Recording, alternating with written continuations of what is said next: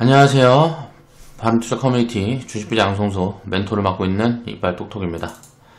2021년 4월 13일 이제 화요일날 제작을 한 영상이고요. 자, 오늘 이제 제작을 한 영상이고요. 주도 섹터의 변화 흐름이 감지가 돼서 이런 부분을 주말에 이제 회원방송에서 회원분들한테 이제 코멘트 드렸는데, 자, 그걸 이제 추가적으로 보완해서 이제 또 설명을 드릴까 하니까 회원분들은 복습이라고 생각을 하시고 보시면 될 것 같고요.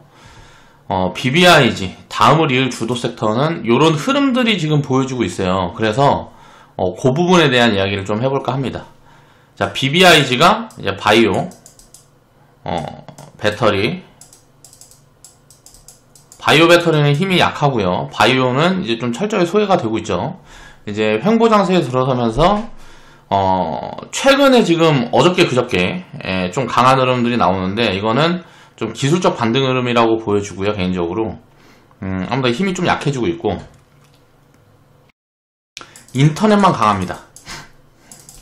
자, 근데 이제 인터넷도 저는 이제 부정적으로 보고 있는데, 이걸 부정적으로 개인적으로 보고 있는데, 저 비싸다는 관점이에요. 그래서 이제 부정적인 거고, 밸류상 비싸다는 관점이고, 요런 부분에 대한 제가 가진 스탠스를 또 이제 좀 정리를 해드릴까 합니다. 제가 가진 스탠스라는 게 항상 정답은 아닙니다. 틀릴 수 있지만 이런 흐름으로 난 이렇게 생각을 하기 때문에 투자 포지션을 이렇게 잡고 가는 게 합리적일 것 같다 라는 관점을 이제 설명을 드리는 거예요. 그렇게 생각을 하시면 되고, 야, 네가 빠진다 그랬는데 올라가잖아, 올라간다 그러는데 빠지잖아, 뭐 이런 소리 해보면 답이 안 나옵니다. 그러니까 그런 소리 듣자고 제가 이런 방송을 하는 게 아니고, 제가 공부를 해서 이런 스탠스를 잡아가면 내 생각과 비교를 해보는 거예요. 톡톡이 제 생각은 저런데 내 생각은 다른데, 그러면 자기 생각에 맞게 투자를 해나가시면 돼요. 다만 반대 의견도 듣고 뭐 하면 일단 사고하는데 좀 포괄적으로 사고를 하는 습관 이제 좀 커지는 거죠.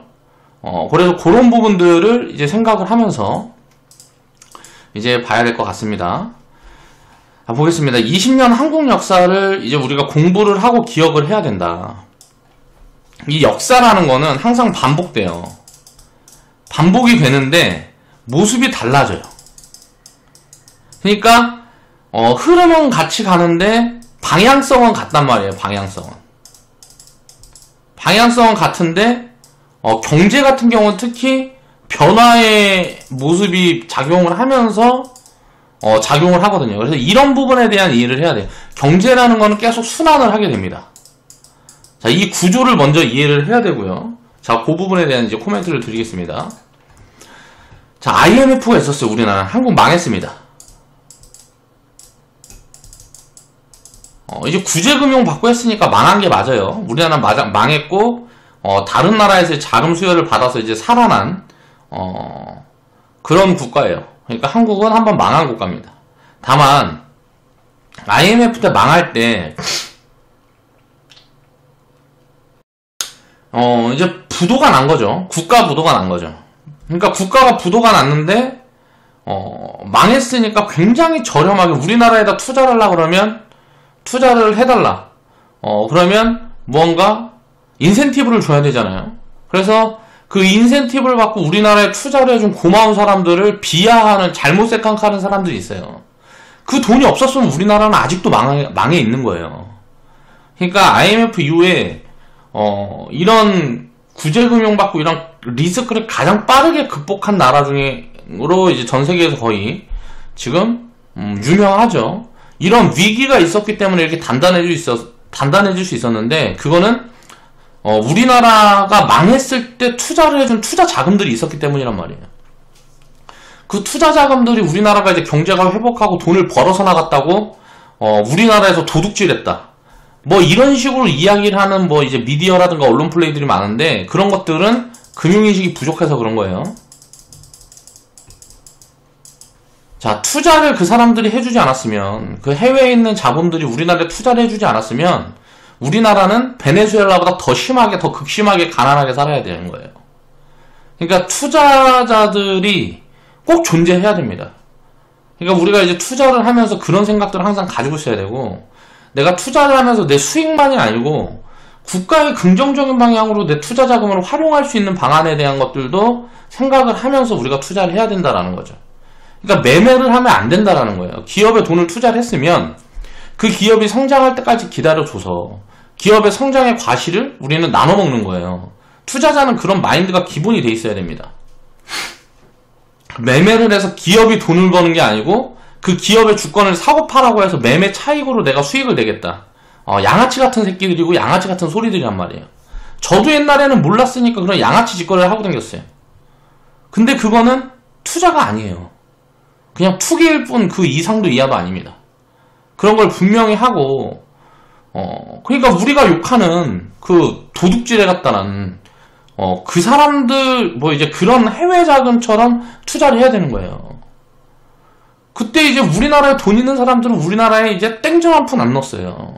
해외 자금들이 다 들어와서 투자를 해준 거지. 돈 있는 사람들은 전부 사리기 바빴단 말이에요. 금융위식이 부족하니까. 그러면서 이제 부가 급격하게 바뀌는 흐름들이 만들어졌었고, 버블에 대한 이해도 해야 됩니다. 이 닷컴 버블이 왔을 때,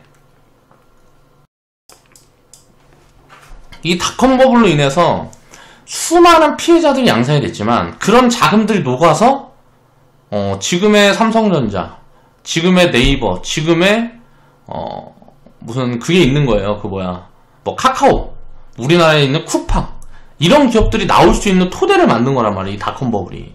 미국에는 뭐 이제 아마존, 뭐 구글, 페이스북, 이런 데들이 이런 닷컴 버블이 있으면서 투자 자금들을 융통을 해서 혁신을 만들어간 기업들이에요. 중국에도 있죠. 뭐 알리바바, 텐센트, 뭐 등등등이 다 닷컴 버블 때 유치한 자금들로 성장을 한 기업들이란 말이에요.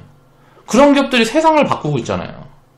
이 버블이라는 걸 꼭 안 좋게만 우리가 생각을 하면 안 됩니다. 일본에 있었던 자산 버블 같은 경우에는 조금 얘기가 다르지만, 일본에 있던 자산 버블로 일본이 망했다라고 생각하는 사람들이 많은데 그렇지 않아요.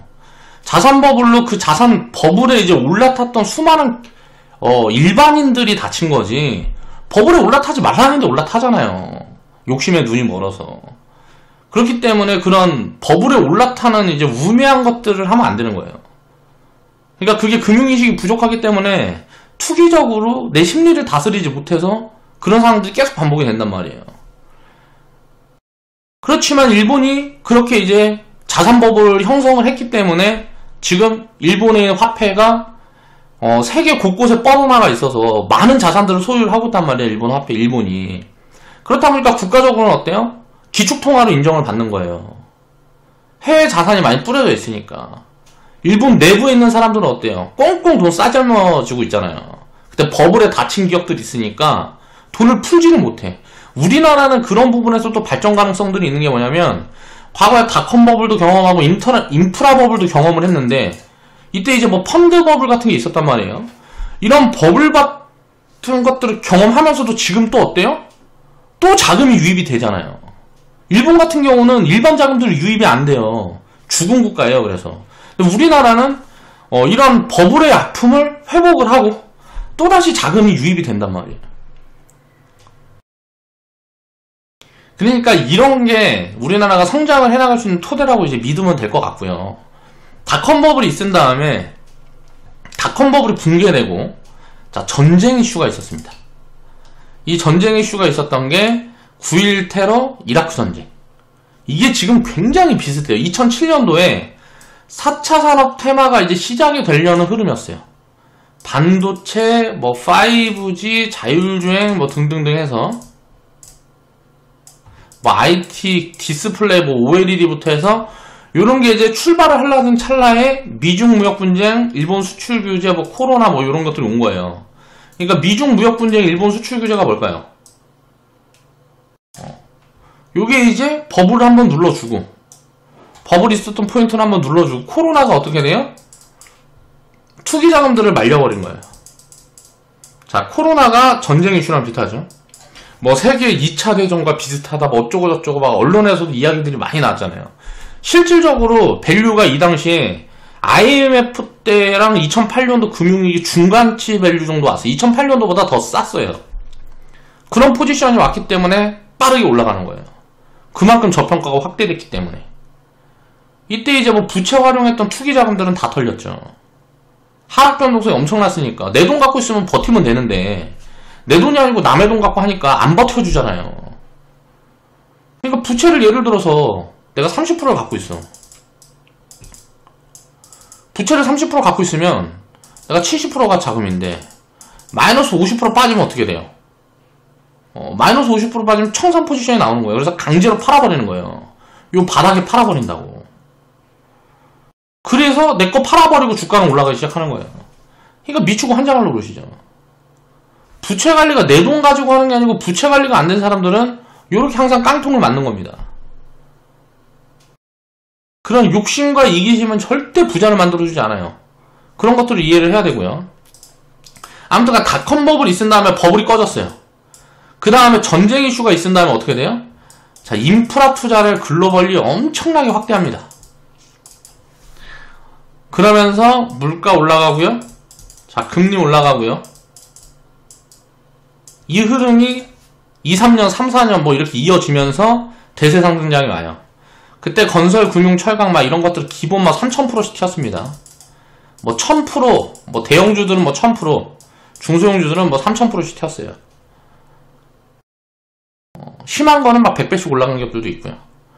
자, 닷컴 버블 때는 단기간에 폭등을 하면서 막 300배씩 튀었어요.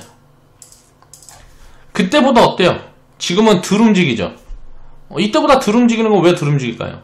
그만큼 금융인식이 개선돼서 그렇다고 이해를 하고 있습니다. 저는 개인적으로. 아무튼간 이제 무슨 얘기를 하냐. 자, 그러면 미중무역 분쟁, 일본 수출 규제. 자, 4차 산업 반도체가 이제 움직이기 시작할 때 닷컴 버블이 꺼지면서 뭐 이렇게 됐던 흐름들이랑 비슷하게 반도체가 폭락이 왔어요. 반도체 IT 기업들이 뭐 마이너스 70%, 막 심하게는 마이너스 80%. 바이오 기업들도 임상 3상 실패하면서 폭락을 다 만든 다음에 코로나가 전쟁 이슈랑 비슷하니까 어떻게 됐을까요? 이때 폭락했던 애들이 빠르게 반등이 들어왔습니다. 지금까지 어떻게 보면 닷컴 버블 때 흐름이랑 좀 유사하게 가고 있는 게 아닌가. 저는 개인적으로 그렇게 생각을 해요. 바이오, 배터리, 인터넷. 보면 어때요? 배터리는 지금 그냥 어느 정도 밸류가 잡혀요. 바이오, 인터넷은 밸류가 안 잡히는 애들이에요. 밸류가 안 잡히는데 주가만 막 죽으랑차 튄단 말이에요. 쿠팡 같은 거. 100조예요, 100조, 시총이. 이상하지 않아요? 이거 좀 이상하다고. 제가 생각했을 때 이상해요, 이거. 그러니까 쿠팡이라는 기업이 100조의 가치를 가지려고 그러면 미래에 10조의 이익을 내야 된다는 소리인데, 자, 5조 10조의 이익을 언제 낼까요, 쿠팡이? 5년 후, 10년 후에 낼 수 있을까? 그러면 5년 후, 10년 후에 만약에 그렇게 낸다라고 가정해보면 5년 후 밸류, 10년 후 밸류를 땡겨놓은 거란 말이에요. 그럼 10년 동안 주가는 100조에서 못 움직이는 거예요. 그럼 주가가 만약에 한 50%, 70%, 90% 빠지면 어떻게 될까요? 그러면은 이제 합리적인 포지션이 어딘가에서 올 수 있겠죠. 그건 이제 흑자 전환한 다음에 이익을 얼마나 내는지를 이제 봐야 되겠죠. 왜냐면 자금 유치해서 IPO를 한 거니까 이 돈을 어떻게 활용을 해서 이제 뭐 투자를 할 텐데 그 투자를 어떻게 해서 어떤 성과를 만들어 나갈지 아직 정해진 것들이 없단 말이에요. 닷컴 버블 때도 마찬가지예요. 인터넷 시장이 열릴 거다. 인터넷 시대가 열릴 거야. 근데 이제 닷컴 버블 때랑 좀 다른 게 바이오 배터리 인터넷은 그래도 어느 정도 밸류 체크가 된단 말이에요. 뭐 셀트리온 같은 거 뭐 3, 40배 뭐 인터넷 4, 50배면 대충 그래도 한 3년에서 5년 후 밸류 땡겨놓은 거니까 그 정도 지나면 이제 또 성장 흐름을 만들어서 그 이상 보유를 한다 그러면 5년 이상 보유한다 그러면 지금 구간에도 수익이 나오겠는데 라고 생각하는데 닷컴 버블 때 이 버블에 속해있던 기업들은 어떻게 됐어요? 지금 뭐 20년 동안 못 움직이는 기업들 거의 90%가 20년 이상 못 움직였어요. 삼성전자, 네이버, 카카오 뭐 이런 대기업이 된 기업들 일부 빼고는 다음 같은 경우가 카카오톡을 인수를 하면서 카카오로 이제 성장 모멘텀을 잡은 거고 네이버가 이제 말 그대로 포털이죠. 그러니까 카카오나 네이버나 둘 다 포털이었단 말이에요. 포털회사인데 지금 살아남았죠. 이때 포털회사들도 엄청 많았단 말이에요. 다 망했죠. 그러니까 독점 구조를 갖고 있는 기업들만 가는 거예요. 그런 것들이 이해가 가는데 자 그러면 지금 이거는 좀 다른데 모습이 뭐랑 같을까를 보니까 비트코인이라는 게 생겼어요. 자 코인 무가치 가치가 얼마인지 아무도 몰라. 이게 얼마인지를 몰라. 90% 빠지고 99% 빠져도 싸다고 얘기를 할 수가 없어. 이때 닷컴 버블 때도 마찬가지였어요. 1억 버는 회사가 시총이 막 1000억 조까지 갑니다. 1억을 버는데 회사가 시총이 조까지 가요. 막 1000억까지 가고 막 수천억까지 가고 막 이렇게 된다고. 이게 말이 안 되는 거잖아요. 그럼 1억씩 벌어갖고 1000년을 벌어야 돼. 1000억을 벌려면. 그러면 거기서 1억에 10배를 벌어서 100년을 벌어야 된다고. 그럼 버블을 뭐 50년 100년치 버블을 땡겨놓은 거죠. 말이 안 되잖아요.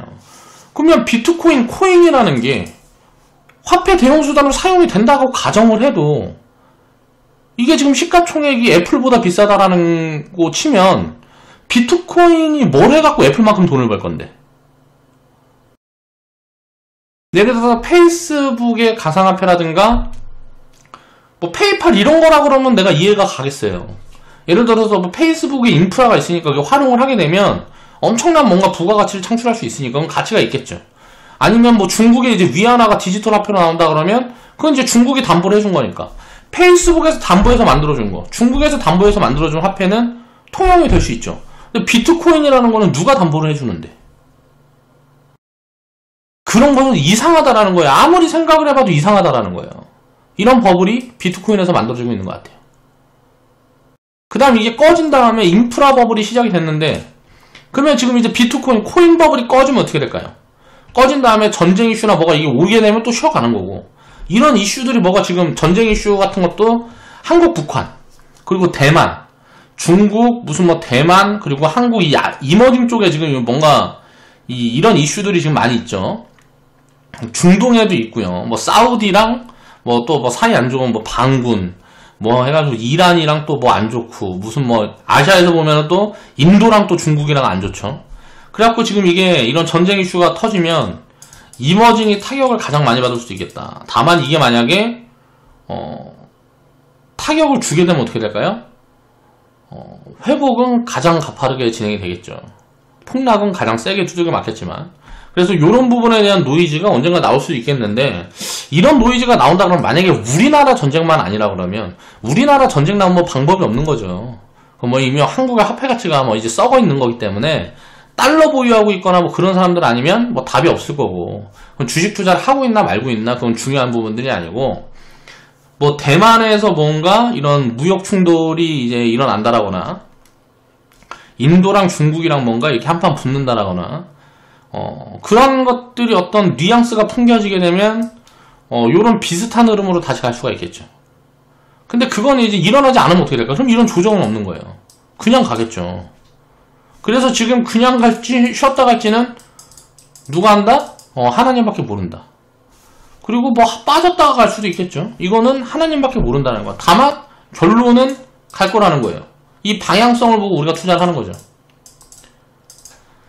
자, 그 어떤 노이즈가 있는다 그래도 막 9.11 테러 했을 때 일본 망한다 그랬어요. 비행기가 가고 미국에 있는 핵심 거기 뭐야 금융 허브를 갖다 때려 박아버렸으니까. 우리나라로 치면 뭐 그러니까 뭐 증권거래소 이런 데 때려 받아버린 거 아니에요. 그래서 막 금융 붕괴가 일어날 거다 그랬는데 뭐 아무 일 없었잖아요. 지나고 보니까 이라크 전쟁도 마찬가지고. 자, 이런 것들을 이제 우리가 생각을 해봐야 방향성은 무조건 우상향이라는 거예요. 이걸 믿고 우리는 투자를 해나가는 거죠. 그럼 이제 여기서 이제 기회를 잡아가야 되는데, 어떻게 기회를 잡아갈 거냐? 인프라 버블 있을 때 과거에 보니까 건설, 금융, 철강이 대장이었어. 지금도 그렇게 될까? 를 생각을 해보는 거예요. 자, 일단 건설, 금융은 비슷한 흐름으로 가고 있어요. 건설 같은 경우는 이때는 어때요? 과거에는 이제 뭐 도로 짓고, 도로 건설하고, 뭐 석유시설 이런 거 건설하고, 뭐 댐 같은 거 건설하고, 뭐 글로벌에서 이런 수주를 엄청나게 받으면서 전세계 수주 1등 뭐 어쩌고저쩌고 하면서 이제 많이 올라갔단 말이에요. 근데 전세계 수주 1등이어서 망했죠, 완전히. 그러니까 이 수주를 많이 받았는데 저가 수주에 서로 나서면서 출혈 경쟁이 이어지다 보니까 나중에 공사 다 끝내놓고 나니까 마이너스고 뭐 이렇게 된 거란 말이에요. 그래서 건설회사들이 많이 망할 뻔했는데 이것도 나라에서 이제 많이 살려줬죠. 자, 일단 그런 흐름이었고, 조선기업들도 우리나라가 자 일본의 조선을 추월한 이 흐름을 우리가 이해를 해야 되는 거예요. 이건 제조업이에요. 조선 같은 경우는 배 만드는 거니까 제조업이야. 건설이나 금융 같은 건 좀 달라요. 이건 좀 흐름이 다르단 말이에요. 조선 같은 게 제조업인데 일본에서 한국으로 넘어왔죠. 자, 이게 한국에서 이제 중국으로 넘어가는 흐름이라고 저는 보고 있어요. 중국 배 뭘 믿냐 그러면서 이제 막 이제 예찬론자들이 많은데 결국은 우리나라는 인건비가 일단 중국보다 훨씬 비쌉니다. 그러니까 여러 경쟁력에서 많이 쳐져요. 거기다 이제 노조 문제도 있고 뭐 여러 가지들이 있어요. 이런 걸 생각을 해보면 별로 매력이 없어요. 제가 봤을 때는 뭐 밸류로 봐도 그렇게 뭐 매력적이지가 않고, 밸류가 만약에 되게 싸다 그러면 이거는 좀 얘기가 다른데 지금 뭐 밸류도 부담스러워. 건설기업들 같은 경우는 지금 뭐 너무 많이 빠진 거예요. 이게 너무 싸요. 그러니까 밸류 매력이 가장 좋습니다. 건설 섹터는 그리고 또 태양광, 풍력 같은 경우가 들어서면, 우리가 친에너지가 들어서면 지금 친에너지 투자가 글로벌리 엄청난 속도로 성장을 하고 있는데, 이런 것들에 대한 인프라를 깔라 그러면 건설기업들이 무조건 들어가야 되는 거죠. 건설기업들 말고 이거 누가 할 거야? 그러니까 이런 것들이 달라진 거예요. 조선은 또 뭐예요? 자, 석유 시장하고 되게 밀접한 관계가 있는데 이게 제일 파이가 크단 말이에요. 뭐 벌크선 같은 거 제조하는 게 제일 비싸요. 뭐 컨테이너선 이런 것들을 해봐야 뭐 2천억, 5천억 이러면, 벌크선 같은 경우는 하나 제조하면 막 수조 단위에 막 2조, 5조 막 이렇단 말이에요. 근데 이제 석유 시장이 앞으로는 죽을 것 같네. 친에너지가 뭘 만드는 거예요? 전기잖아요. 자, 우리가 이제 인프라가 과거랑은 지금 다른 거예요. 뭔가 바뀌고 있어요. 자동차가 소비를 제일 많이 해주는데, 자동차 시장이 어떻게 보면 에너지의 핵심이에요. 에너지를 제일 많이 소비해주는데요. 석유의 60%를 소비를 해준단 말이에요. 석유의 60% 소비를 해주는 게 전기로 넘어가. 자, 그러면 이제 어때요? 핵심 연료가 바뀌고 있는 거예요. 뭘로? 석유에서 전기로.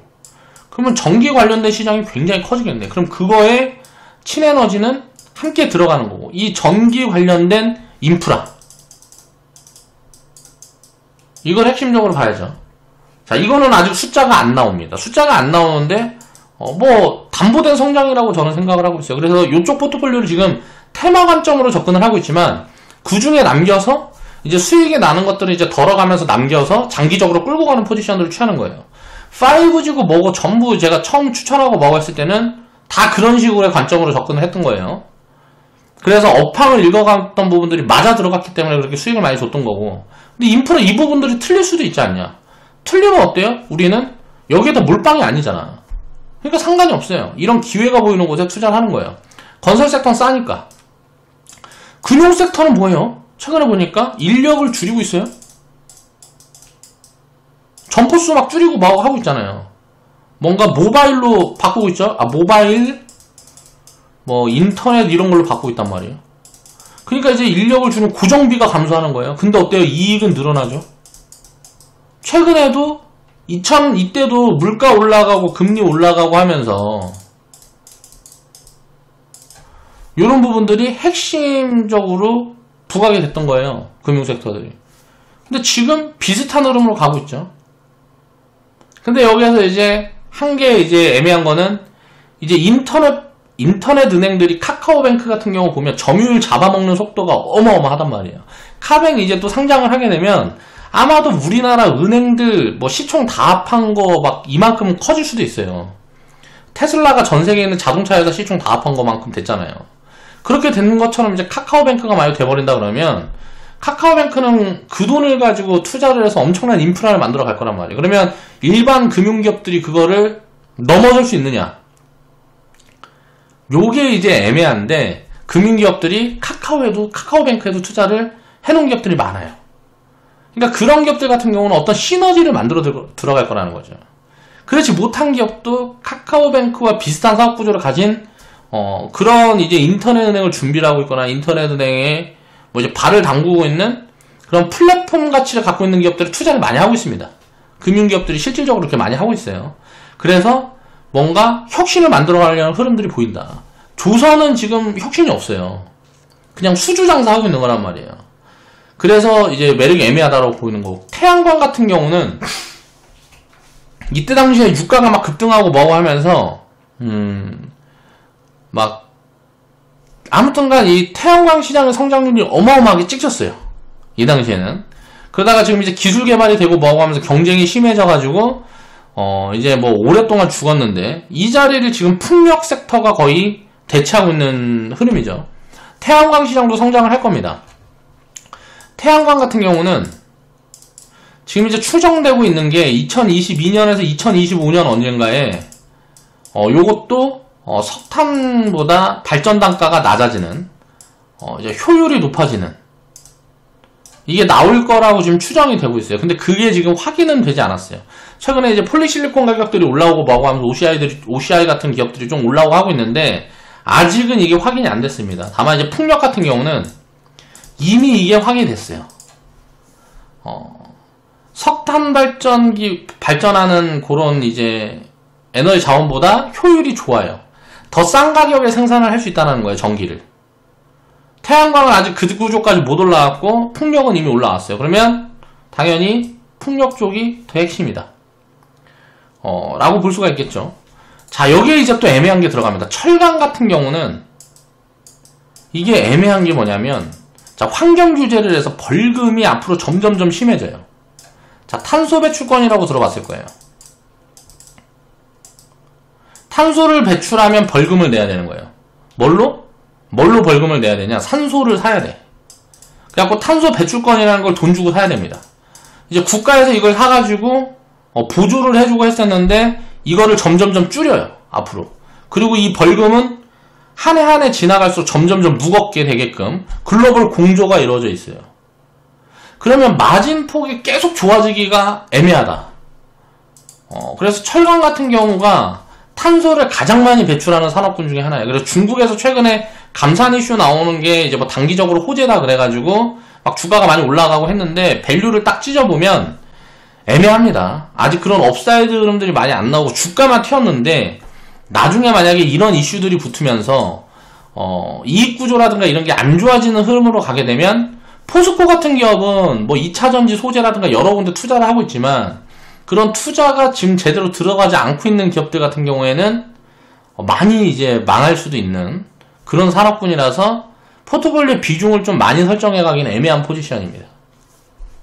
제가 보고 있는 바는 그래요. 그래서 철강 섹터는 세우고. 자, 이때 핵심이 2004년부터 3년 동안 2007년도까지 가장 많이 올랐던 섹터 중에 이제 주도 섹터라고 말할 수 있는 게 건설금융 철강 섹터인데 자, 여기에서 이제 철강은 제외하고 이 자리에 이제 새로 들어가는 게 있어요. 지금 이제 바이든의 뭐 이제 3조 달러 뭐 부양책이라든가 뭐 중국의 뭐 1대1로 뭐 여러 가지를 놓고 봤을 때 인프라 투자는 계속 진행이 되겠죠. 우리나라 같은 경우도 이제 뭐 그런 인프라 투자를 진행을 할 수밖에 없고요. 그런 것들이 최근에 뭐 이제 뭐 추경력이 나오고 뭐고 하면서 방향이 잡힐 거예요. 일단 중국하고 미국하고 글로벌리 이제 세게 들어가고 있기 때문에 그런 부분들에 대한 이제 스탠스를 전 세계가 이제 맞춰갈 거라는 거고요.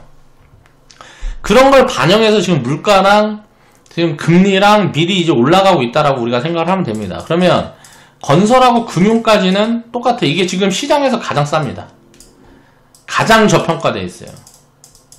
거기다 업사이드 가능성도 제가 아까 말씀드렸던 것처럼 인프라 투자가 본격화되면 이런 업사이드도 크게 잡힐 수 있죠. 당장 단순 상승 여력만 놓고 봐도 가장 매력적인 섹터예요. 이 얘기를 저는 이제 굉장히 오래전부터 했어요. 그래서 우리는 포지션 설정을 많이 해놔서 수익이 이미 굉장히 많이 나 있습니다.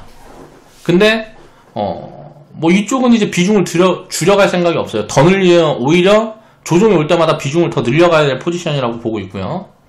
가장 저평은 시장에서 가장 싸기 때문에 요걸 빼놓고는 지금 포트폴리오를 구축을 할 수가 없어요. 자, 그 다음에 여기에서 이제 하나가 들어가는 게 철강이 뭐냐면, 야, 건설 많이 짓고 하니까 거기다가 이제 뭐, 건설 소재 되고, 무슨 조선 좋고 하니까 배 소재 되고, 막 이런 거 하면서 좋았던 거란 말이에요. 근데 조선이 좀 애매해요. 자동차 시장도 이제 좀 애매합니다. 자동차 시장도 이제 전기차로 바뀌게 되고, 나중에 자율주행차로 넘어가게 되면, 완전 롱텀으로 보면, 자동차는 생산량이 계속 줄어들 수밖에 없겠죠, 장기적으로. 그래서 당장 이제 철강 같은 경우는 1년, 3년을 놓고 보면 좋을 수도 있어요. 근데 이제 5년, 10년을 놓고 보면 애매한 포지션인 거예요. 수요가 계속 줄어들 거니까.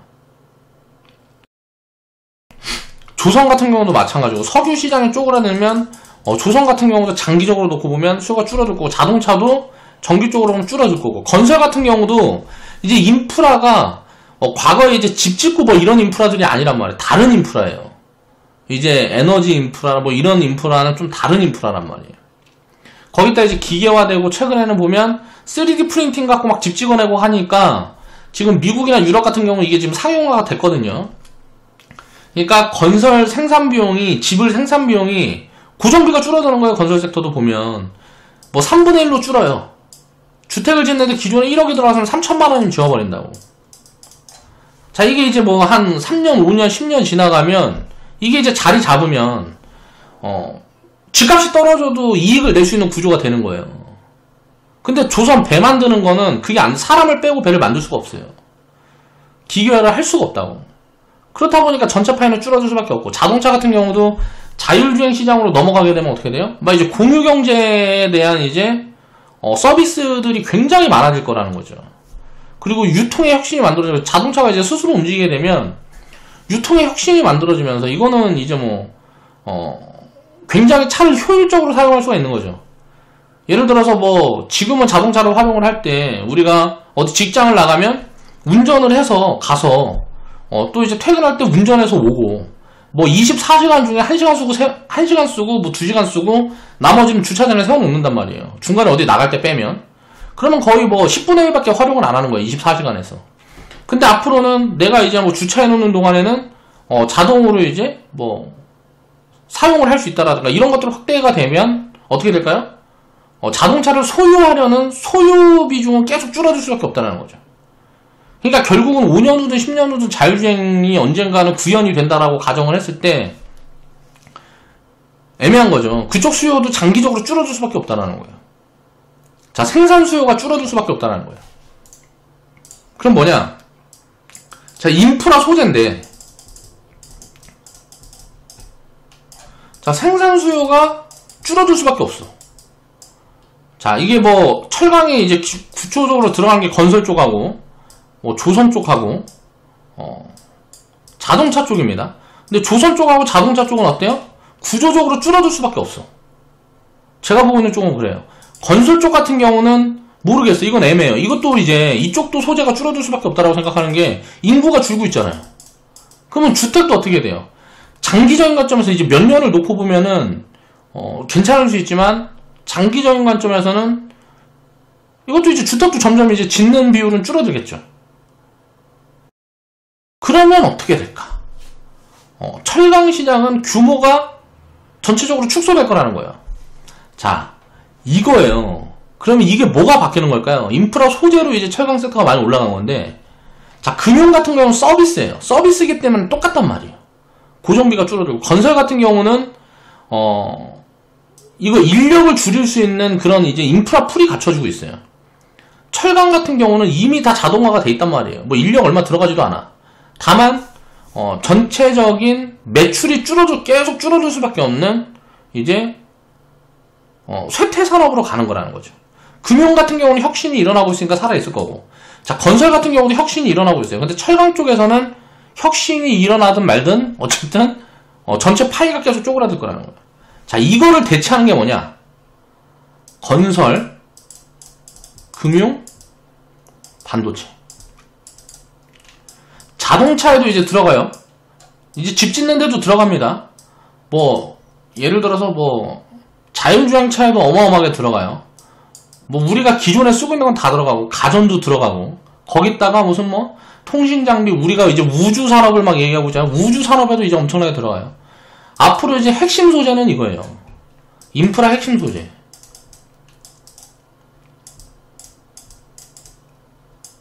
자, 우리나라가 반도체 독점 구조를 갖고 있는 기업을 2개나 갖고 있어요. 삼성전자, SK하이닉스.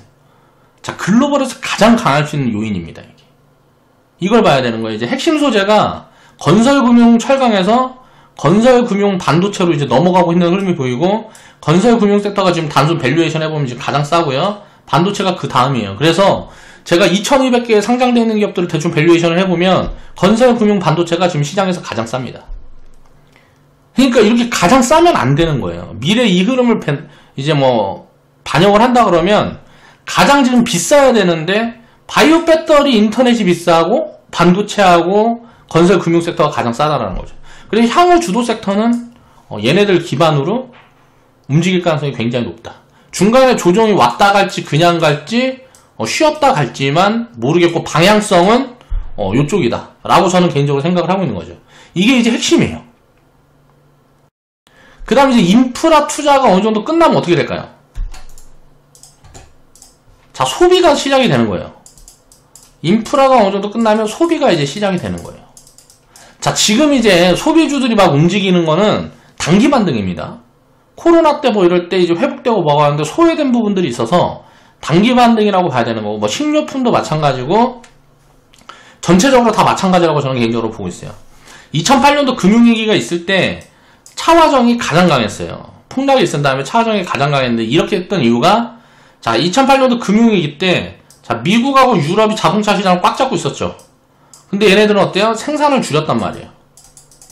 경기가 안 좋으니까 생산을 줄였는데 우리나라 현대차 같은 경우는 오히려 생산을 늘렸어요. 그러면서 어때요? 재고가 이제 없을 때 굉장히 크게 성장을 할 수 있는 도약을 했죠. 자, 이번에 코로나 때도 똑같은 흐름이었어요. 근데 왜 이때만큼 상승이 안 나오냐? 이때는 막 10배씩 갔는데 왜 지금은 그만큼 안 나오냐? 이미 덩치가 많이 커져 있잖아요. 덩치가 많이 커져 있고 이제 전기차 시대로 바뀌면서 차화정이 다시 왔는데 자동차가 배터리로 온 거예요. 이때는 자동차 부품주들하고 자동차 완성차 기업들이 굉장히 좋았습니다.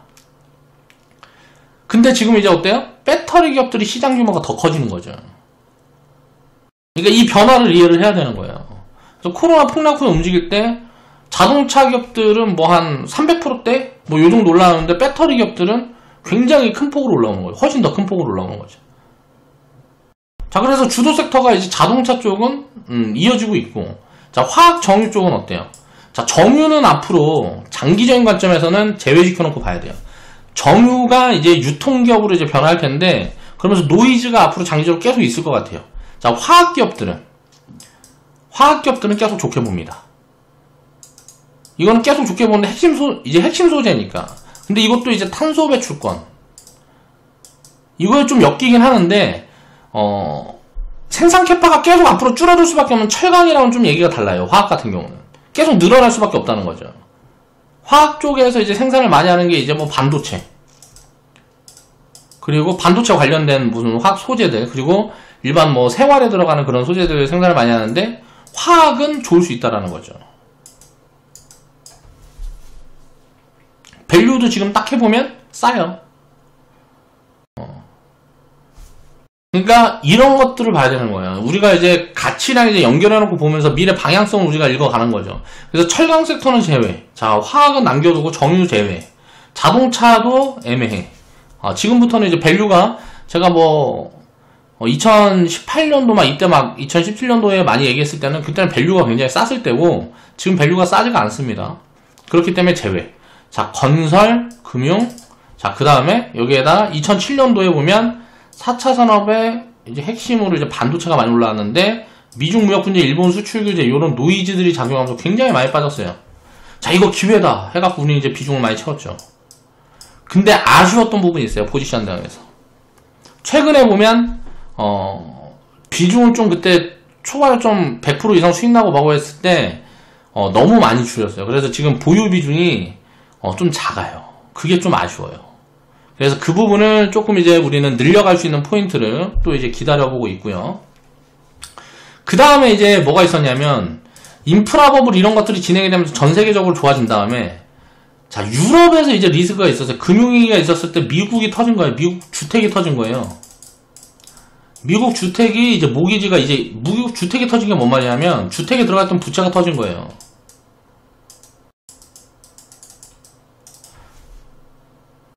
자, 우리나라도 이제 요게 올 거예요. 지금 요게 저는 올 거라고 보고 있습니다. 이제 우리나라만 안 맞았거든요. 일본도 맞았고 미국도 맞았고 유럽도 맞았고 다 맞았는데 한국, 중국, 홍콩 뭐 요런 데들만 안 맞았어요. 대만 이런 데들만. 자, 그런 데들은 요런 걸 이제 두들겨 맞을 겁니다. 저는 그럴 가능성이 굉장히 높다라고 보고 있어요. 그래서 이제 주택에 부채 갖고 있는 사람들이 다 깡통 나는 거예요.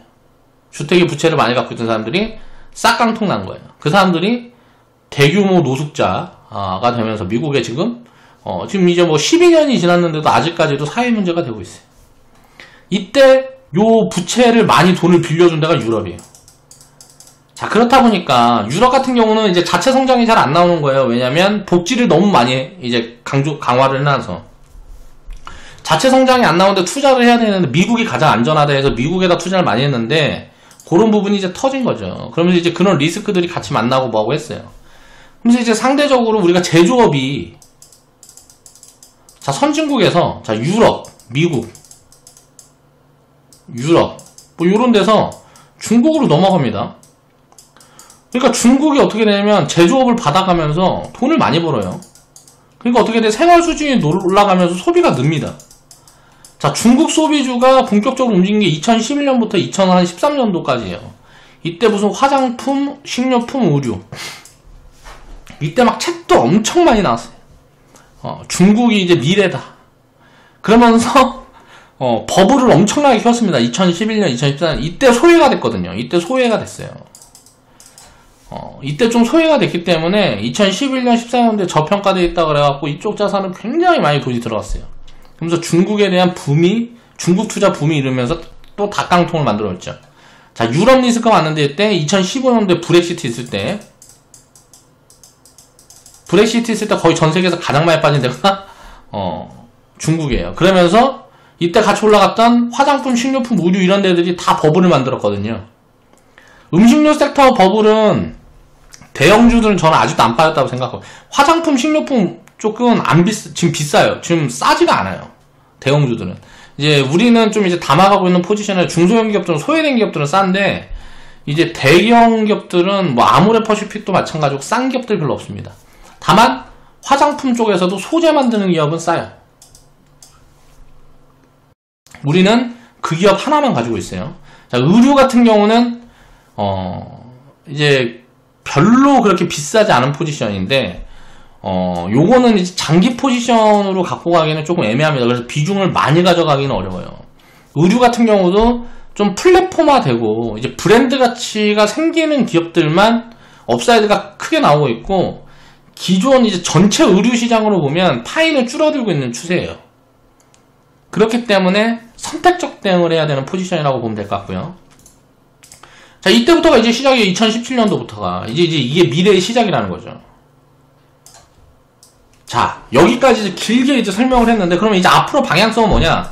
이 인프라 버블이 다시 올 거냐? 전 다시 올 거라고 보는데 이게 폭락이 왔다 갈지 이제 뭐 그냥 갈지 한 1, 2년 그냥 횡보장세로 지나가다 갈지 방향성은 상방인데 자, 그 사이에 어떻게 됐다 갈지를 모르겠어요. 우리는 이 방향성만 잡아가고 지금 비싼 포지션이기 때문에 시장 전체로 보면 비싼 포지션이기 때문에 현금을 유지하고 끌고 가는 겁니다. 방향성은 이렇게 잡고 가는 거예요. 건설, 금융, 반도체. 자, 이제 이 선택을 밸류로 해봤을 때는 이렇게 돼 있는데 이게 앞으로 흐름도 그렇게 나올 건지라는 것들은 이제 수급 요인들은 이제 차트를 보면서 확인할 수가 있죠.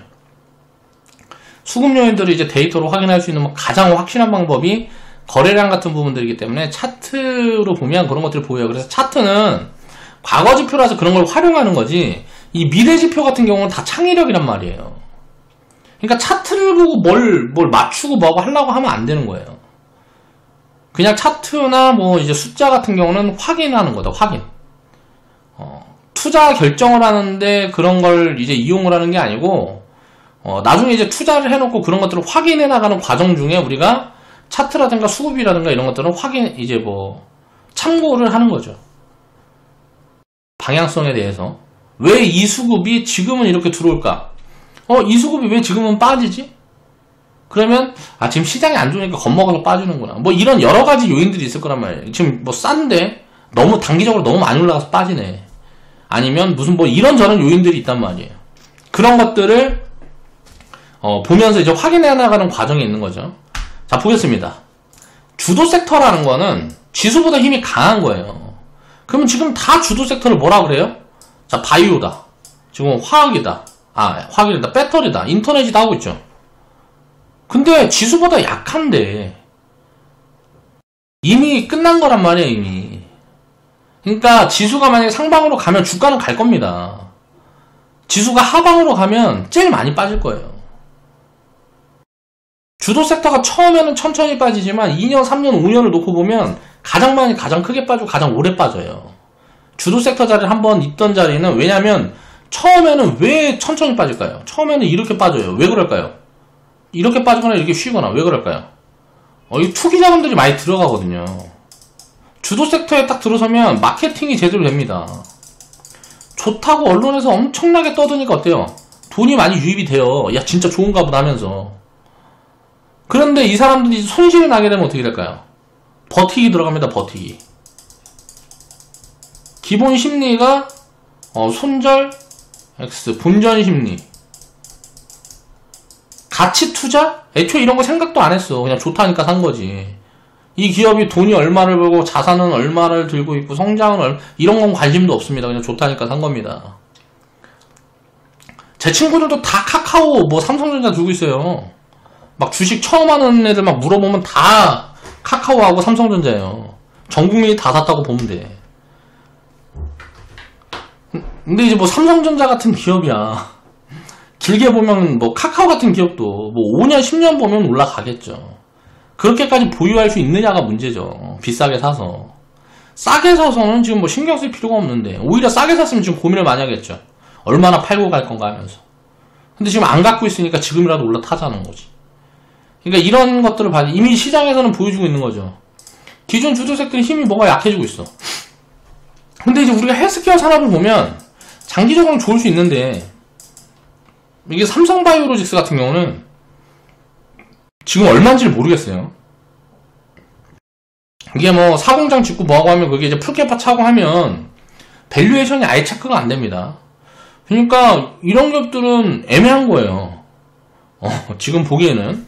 그리고 장기적으로 성장을 하겠지만 이게 이익 규모라든가 매출 규모가 얼마나 나올지가 감이 아예 안 잡힌다는 거죠.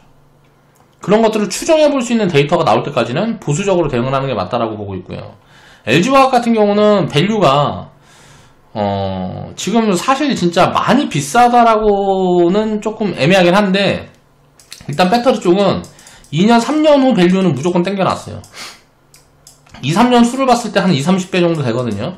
이제 소재 기업들도 마찬가지고. 근데 이제 이 배터리 같은 경우는 지금 이제 슬슬 얘기 나오고 있는 게 전고체 배터리라든가, 그리고 막 완성차 업체들도 막 지금 뭐 이쪽에 투자를 하겠다 그러고 있잖아요. 내 배터리 내가 생산할래 뭐 이런 거 하고 있는데, 지금 LG화학이고 삼성 SDI고 뭐 3년치 수준은 거의 다 차 있습니다. 그러니까 뭐 더 이상 주문을 받고 싶어도 받을 수가 없어요. 이미 주문량이 다 차 있어요. 그렇기 때문에 실적 변동은 거의 크지 않을 가능성이 높은데, 문제는 이 다음이에요. 다음. 이 다음에 뭔가 이게 예를 들어 폭스바겐에서 배터리 개발 성공했다. 자체 배터리 탑재하겠다. 이런 거 나올 때마다 계속 흔들릴 거라는 거죠. 자, 밸류가 매력이 있을 때는 모르는데, 그리고 또 전고체 배터리가 지금 일본에서 상용화 들어갑니다. 자동차에 들어가는 이제 대용량의 배터리 말고 조그만 거, 이게 상용화 들어가는데, 여기에서 이제 효율이 보여주고 하면 이걸 이제 자동차 배터리에 적용만 시키면 우리나라는 기술적으로 뒤져 있습니다. 일본에. 반도체 같은 경우는 기술적으로 우위에 있어요. 근데 이제 배터리 같은 경우는, 소재 같은 경우나 뭐 이런 쪽을 보면 일본의 기술력에서 뒤져 있습니다. 한 1, 2년 뒤져 있다라고 얘기를 해요. 그래서 근데 이제 우리나라가 잘하는 건 수율 맞추는 거죠. 글로벌 기업들이 이 수율을 맞추는데 얼마나 오랜 기간이 걸릴지, 또 못할지도 모르는 거죠. 뭐 3년, 5년 지났는데도 수율이 안 맞아서 뭐 투자 철회하고 할 수도 있는 거예요. 그러니까 어떻게 될지 모르는 거라는 거죠. 그러니까 그런 흐름들을 체크해야 되는데 중간에 불확실성이 너무 많아요. 지금 싸다 그러면 불확실성을 감안하고 사볼 만한데, 지금 이제 뭐 싸지 않은 구간이기 때문에 애매한 포지션이라는 거죠. 인터넷 같은 경우는 저는 확실히 버블이라고 보고 있는데, 자, 인터넷 같은 경우는 시장의 흐름이 좋아요. 근데 최근에 왜 흐름이 좋을까를 이제 생각을 해보면, 자, 쿠팡이 상장을 했죠. 그러면서 야, 쿠팡이 100조인데 야, 네이버하고 카카오가 쿠팡보다 싼 게 말이 되냐? 네이버는 얼마 버는데? 카카오는 얼마 버는데? 카카오가 자회사가 몇 개 있고 무슨 어쩌고 저쩌고 막 그쵸? 쿠팡이랑 막 비교를 하기 시작한단 말이에요. 그럼 쿠팡 밸류를 쫓아가겠다는 거예요? 그렇게 해서 상대적으로 쿠팡보다 싸다라는 인식이 막 들어가는데 마켓컬리고 뭐 이런 기업들을 지금 보면 제가 생각했을 때는 이 인터넷 플랫폼 관련 기업들은 다 비싸다고 생각을 해요. 근데 최근에 인수합병을 굉장히 강하게 하고 있습니다. 투자를 많이 하고 있어요. 네이버도 마찬가지고 카카오도 마찬가지고. 그러면 비싸게 사주는 거예요 지금. 플랫폼 기업들 사고 뭐 이런 것들 사는 건 제가 생각했을 때는 비싸게 사는 것 같아요. 그러니까 뭐 그런 부분들을 이제 좀 확인을 해봐야 될 것 같고, 또 이 플랫폼 쪽이나 뭐 이런 쪽에 보면 정부 규제가, 자 미국 같은 경우는요, 아마존, 뭐 구글, 페이스북 이런 데서 세금 많이 걷어서 이걸 가지고 내가 인프라 투자할 거야 이런 거 하고 있잖아요. 지금 제일 돈 많이 버는 데가 이런 데란 말이에요. 글로벌리. 이거하고 무슨 뭐 그 뭐야 우리 보는 거 뭐야 넷플릭스 같은 거, 이런 플랫폼 업체들한테 세금을 많이 걷어서 자 내가 인프라 투자하겠다, 법인세 인상 얘기를 막 하고 있죠. 중국 같은 경우도 야 니네 이상의 독점법 그러면서 알리바바 접하고 있습니다. 우리나라는 아직 이런 게 없어요. 근데 이제 글로벌 공조로 갈 수 있다는 거죠. 유럽 같은 경우는 자체 그게 없어요. 그래서 아마존이 장악을 하고 있습니다. 유통업체를 유통을 장악을 하고 있으니까 야 니네 세금 내. 세금이 아니고 사실 벌금이죠. 매출의 몇 프로 뭐 이런 거 하고 있으니까. 그러면 아마존이 여기저기로서 뭐 보면은 이익이 줄어들 수 있는 가능성들이 훨씬 높다. 지금보다. 그러니까 성장률이 둔화되겠죠. 그러니까 이익은 계속 늘어나더라도 성장률이 둔화될 가능성이 굉장히 높고, 또 이제 이 경쟁 같은 게 지금 점점점 이제 심해지기 시작하면 이익 구조가 안 좋아질 가능성들도 있는 거고. 그러니까 그 흐름들을 우리가 이제 체크를 해봐야 될 거라는 거예요. 장기적으로 놓고 보면 아마존도 마찬가지고 쿠팡도 사실 우리나라에서 이제 뭐 새벽 배송이니 뭐니 이런 건 거의 독점 구조잖아요. 그런 독점 구조를 갖고 있는 기업들은 성장을 해나갈 거라고 저는 개인적으로 생각하고 있어요. 중간에 뭔가 미스만 나지 않으면. 넷플릭스 같은 기업들도 마찬가지고. 그러니까 넷플릭스도 원래는 혼자 해먹고 있었는데 갑자기 야 이거 봐라 얘네 돈 많이 버네 나도 해야지 하면서 디즈니가 딱 들어가잖아요. 그러니까 이런 경쟁자들이 새로 생긴다라는 거죠. 알리바바 같은 데들도 이제 알리바바 같은 경우는 중국 시장을 이제 개방을 안 해서 아마존 같은 데가 이제 못 들어가 있고 하니까 이제 자체적으로 이제 성장을 했는데 중국 정부가 그렇게 해서 키워줘 놓고 이제는 규제를 하고 있잖아요. 그러면 요거를 이제 쪼개가지고 이런 새로운 기업들을 많이 이제 만들겠다는 거죠. 알리바바 같은 기업들은. 그러면 어떻게 될까요? 경쟁이 심화되겠죠. 지금 우리나라 플랫폼 기업들도 비슷한 흐름으로 갈 가능성들이 굉장히 높다. 글로벌 시장을 이제 뭐 진출하고 뭐하고 하게 되면 근데 이제 지금 싸냐 비싸냐를 봐야죠. 비싸다. 그러면 앞으로 득보다 실이 많아 보이는데 이렇게 고밸류를 받는 게 맞냐? 저는 개인적으로 그렇게 생각을 해요. 뭐 50배 100배 받는 게 맞냐 이거죠. 밸류를. 그래서 애매하다. 자, 지수만큼 움직이고 있는데도 지수보다 강하죠. 지수보다 강한데도 애매하다라는 거예요. 여기부터 계산을 해야 되니까 지수보다 강합니다. 지수보다 이거 빨간색 쳐놨어야 되는데 초록색 잘못 해놨네. 1월부터로 계산해보면 지수보다 훨씬 강한 거예요. 지수보다 강하지만 애매하다. 그리고 배터리하고 헬스케어 같은 경우는 지수보다 약하니까 이미 좀 주도 섹터에서 멀어지는 느낌이고 이제 지금부터는 그리고 인터넷 같은 경우는 추세가 더 강한데 지수보다 강한데 자, 요 밸류 포지션이나 이런 걸 생각해봤을 때 애매하다. 자, 지금 최근에 올라오는 기업들 중에 제일 많이 올라오는 기업, 이제 이 기업들도 보면 제가 이제 과거 추천을 할 때 셀트리온 헬스케어 5만원 밑에서 제가 그런 코멘트를 회원방송에서 드리면서 5만원 아래에서 사면 이거 역사 앞으로 평생 이 자리에 안 올 것 같다라는 얘기를 했어요. 지금 사면 이때가 이제 거의 퍼 기준 한 20배? 뭐 15배, 20배 수준이었거든요. 야, 이거 15배면 이건 싸다. 셀트리온 헬스케어는 이거 15배면 너무 싸다. 지금은 한 30배, 25배에서 한 40배 가까이 될 거예요. 그러니까 그걸 계산을 해보면 딱 보이는 거죠. 밸류가 나오는 거예요. 그러면 이제 지금은 이제 돈을 그때보다 더 벌었잖아요. 우리가 투자했던 뭐 1년 지났으면 돈을 그때보다 더 벌었단 말이에요. 이익 구조는 늘어나고 있으니까 계속 성장은 해나가고 있으니까. 그러면 이제 5만원까지 여기서 다시 빠지려고 그러면, 자, 셀트리온 향기업이 뭐 글로벌 폭락이 온다 그러면 모르겠지만, 그런 폭락이 아니면 이건 뭐 5배, 10배 수준까지 빠져야 된다는 거거든요, 밸류가. 그러니까 뭐 제조업 밸류를 받을 수는 없어요, 셀트리온 헬스케어가. 그래서 엄청 쌌다라는 거죠. 그때 이제 추천을 했던 거예요. LG화학 같은 경우는 2018년, 19년도 이때 쉴 때 노래를 불렀습니다. 우선주 같은 거. 제가 이제 유튜브 방송에서도 수익 인증 같은 거 다 이제 올려드렸으니까. 자, 뻥카 치는 거 1도 없단 말이에요.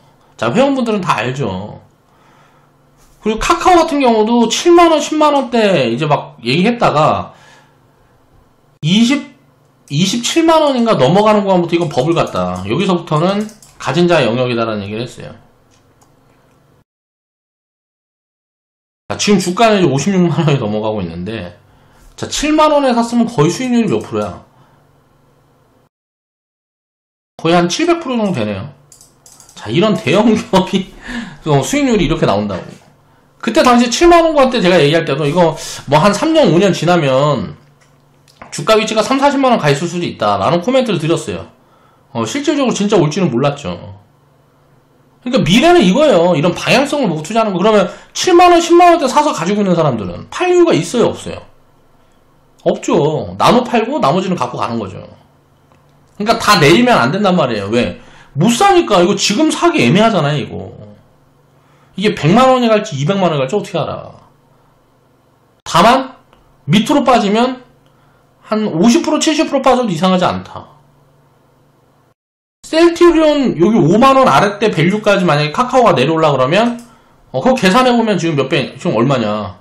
그러면 대충 20만원 밑으로 빠져야 돼요. 그럼 지금 56만원이니까 거의 한 마이너스 60%잖아요. 셀트리온 이때 5만원 아래 있을 때 이때 밸류까지 내려올라 그러면. 그러니까 제가 지금 이제 뭐라 그래야 되지? 부정적으로 이야기하고 있는 기업들도 기업이 안 좋다는 얘기가 아니에요. 주식이 비싸다는 얘기예요.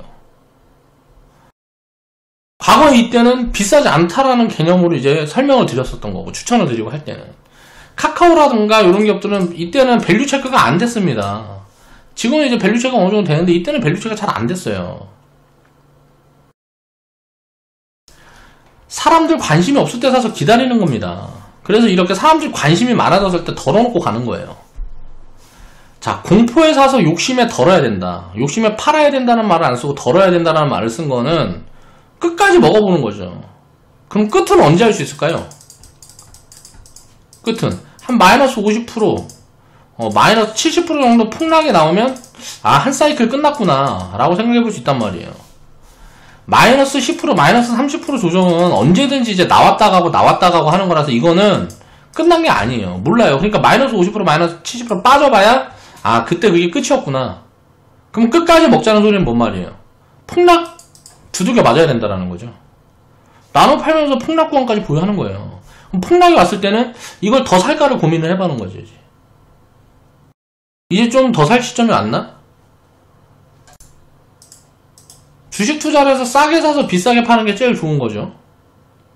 자, 싸게 사서 비싸게 팔려면 사람들 관심 없을 때 사서 기다리는 겁니다. 그러면 사람들이 관심을 가져주면 비싸져요. 그러면 여기저기서 사고 싶다는 사람들이 많아지면 나눠서 파는 겁니다. 이게 주식 투자의 핵심이에요. 이런 변동성들을 버블과 침체를 계속 왔다 갔다 하기 때문에 기회가 많은 거예요. 아웃퍼폼 수익률을 그래서 쌓을 수 있는 거예요. 요걸 왔다 갔다 하기 때문에 버블 침체를. 이게 예를 들어서 적정 가치 수준으로 계속 이렇게 올라가면 어떻게 될까요? 적정 수준으로 계속 올라가면 투자 기회가 없어요. 전 세계 사람들 여기에 돈이 다 똑같이 들어가 있을 거 아니에요. 적정 가치 수준을 계속 타고 올라가면. 근데 이런 변동성들이 있기 때문에 수익을 키워갈 수 있는 기회가 많이 만들어지는 거다. 지금 저평가된 걸 찾아야 된다는 거죠. 그게 뭐냐? 아까 이야기했죠. 건설, 금융, 반도체. 반도체 같은 경우는 최근에 제가 이제 추가해서 이야기를 한 거고요. 건설, 금융이 향후 주도 섹터가 될 가능성이 굉장히 높다 했을 때 바닥 구간에 있을 때부터 계속 말을 했습니다. 앞으로 이제 신규로 주도 섹터에 들어설 가능성이 있는 섹터는 이쪽이 굉장히 확률이 높아 보인다. 지금 아직 움직이지가 않았어요. 이건 제가 봤을 때는 아직 주가가 움직이지도 않았습니다. 야, 이렇게 많이 올라왔는데 뭔 소리냐 할 수도 있겠지만 제 기준에선 그래요. 왜냐하면 이 차트 주가의 뭐 상승 뭐 정도 요걸 가지고 얘기를 하는 게 아니에요. 밸류를 가지고 얘기를 하는 거예요. 아직도 너무 싼데. 글로벌리 지금 보면 인프라 투자를 발표를 했죠. 미국 3조 부양책, 중국 1대1로, 유럽은 친환경. 자, 유럽 친환경은 중국도 한다 그러고 미국도 한대. 자, 그럼 어떻게 될까요? 방향성은 여기로 가겠네. 자, 그럼 미국은 이제 부양책을 많이 쓰니까 돈을 이빠이 풀었으니까 어떻게 돼요? 물가 올라가지. 화폐같이 떨궈놨으니까 물가 올라갈 거 아니야. 자, 그럼 물가 올라가면 어떻게 돼? 금리도 자연히 따라오르겠지. 자, 물가 금리 올라가니까 자, 금융. 어때? 돈을 많이 풀었는데 그 돈을 가지고 나는 뭐 할 거다? 인프라 투자를 할 거다. 자, 투자가 늘어나니까 건설. 자, 금리가 올라가니까 금융. 그 다음에 어때? 자, 투자가 많이 들어가는데 이 투자를 뭘 써야 돼? 반도체가 들어가니까 반도체 소재. 자, 소재. 이렇게 정리가 되는 거예요. 보면 어때요? 1월달부터 놓고 딱 계산을 해보면 지수는 어때요? 고점이 3266포인트인데 지금 3169포인트란 말이에요. 2260포인트보다 낮죠. 근데 어때요? 얘네들은 그 당시 구간보다 다 근처에 있거나 다 보면 신고가가 다 나왔죠. 이건 이제 대표주들만 가지고 나와서 그런 거고, 야, 반도체 주도주가 하이닉스니까 올라왔지. 이거 삼성전자 내려왔는데. 삼성전자는 뭐 가전이라든가 뭐 여러 가지 포트폴리오가 많기 때문에 반도체를 놓고 봤을 때는 하이닉스를 보는 게 맞아요. 자, 이 세 기업들도 제가 적정 밸류는 자, 어느 정도 제가 정리를 해드렸습니다. 아직도 상승력이 높게 있기 때문에 조정 들어오면 언제든지 매수 포지션이에요. 제 관점에서는 그래요. 올라와 있고 이게 중요한 게 아닙니다.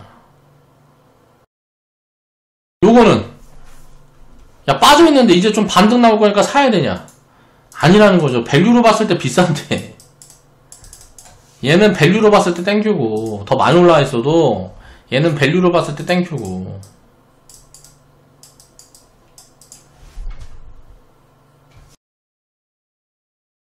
자, 오늘 방송을 정리를 해보면 주도 섹터의 변화 흐름이 어떻게 보이신다? BBIG 이게 바이오, 배터리, 인터넷. 자, 바이오, 배터리, 인터넷인데 자, 게임을 왜 뺐을까요? 자, 게임 같은 경우는 시총 규모가 굉장히 크지가 않아서, 근데 코스닥으로 놓고 보면 또 얘기가 좀 다르긴 한데, 게임 섹터 같은 경우는 상장되는 기업 수도 그렇게 많지가 않고 지수에 연동될 수 있는 그게 약해서 이걸 이제 뭐 언론에서는 이제 많이 올라간 기업들 뭐 추려가지고 이렇게 잡은 것 같은데, 이렇게 카테고리를 잡아가지고 이제 막 언론 플레이를 많이 했는데요. 주도주는 이제 바이오, 배터리, 인터넷으로 보는 게 이제 맞다라고 생각을 하고요. 이제 규모도 크고, 그러니까 시장 규모도 크고, 상장되는 기업들의 이제 시총도 크고, 그래서 지수에 이제 지수를 끌고 갈 수 있는 포지션들이 나온다는 거죠. 이게 이제 바뀌고 있다. 건설, 금융, 그리고 아까 얘기했던 뭐였지? 반도체. 자, 이거를 이제 방향성은 상방이라고 계속 놓고 보는 거야. 그러면 바이오, 배터리, 인터넷은 망할 거냐? 아니죠. 지금 얘네보다 건설, 금융, 반도체가 훨씬 싸고 성장 모멘텀도 더 커 보인다. 그러니까 이쪽 비중을 여기보다 많이 가져가라는 거예요. 우리도 바이오 가지고 있습니다. 바이오 10% 갖고 있고요. 배터리도 한 5% 10% 갖고 있어요. 근데 이제 배터리 같은 경우에는 우리는 이제 뭐 장비주들 위주로 갖고 있고, 인터넷 기업들도 빅데이터 기업들 가지고 있습니다. 빅데이터 기업들 한 5% 갖고 있어요. 근데 이제 건설 같은 경우, 금융 같은 경우, 반도체 같은 경우, 이쪽은 이제 비중을 더 높여놨다라는 거죠. 그래서 이 포트폴리오 위주로 포지션 설정을 해가는 게 합리적이다. 자, 주도 섹터의 변화 흐름이 자 이렇게 감지가 되고 있다. 자, 이런 모습들이 이제 제가 생각했을 때 지수가 이제 상방으로 향하면 중간중간은 이제 뭐 순환매 포지션이 돌기 때문에 뭐 계속 가지는 않겠지만 이게 결국은 이제 어떤 위치에 도달해 있을 때는 지금 구간에서는 건설, 금융, 반도체 섹터가 상승력이 훨씬 높게 잡힐 거라고 보고 있습니다. 미래에. 그래서 지수 상방으로 봤을 때 이렇게 될 것 같고, 그러면 하방 밑으로 빠지면 어떻게 될 거냐? 다 같이 빠집니다. 단기적으로 빠지면은 누가 더 많이 빠질지는 제가 봤을 때는 이쪽이 더 많이 빠질 가능성이 높아 보여요. 그러면 상승을 해도 이쪽이 높을 것 같고, 자 하락을 하게 되면 이쪽이 많이 빠질 것 같으면 자 이쪽 비중을 당연히 더 가져가는 게 합리적이라는 거죠. 자, BBIG 다음을 이을 주도 섹터는 처음에 이제 이야기를 한 게 이런 이제 과거 이제 이런 역사 사례들을 보면서 자, 세상 흐름이 어떻게 바뀌고 있나를 이제 좀 체크를 해봤고요. 그 다음에 이제 종목별로 들어가서 섹터별로 들어가서 이제 코멘트들을 좀 정리를 해봤어요. 방송 시간이 생각보다 너무 길어졌는데 아무튼간 좀 이게 말을 좀 조리 있게 잘해서 좀 정리를 잘해서 빨리빨리 끝내고 해야 되는데 그런 부분들이 항상 좀 여력도 안 되고 제가 이제 뭐 전문 방송인도 아니고 하다 보니까 그런 부분들이 좀 아쉽게 느껴지는 것 같습니다. 자, 오늘 방송 마무리할게요.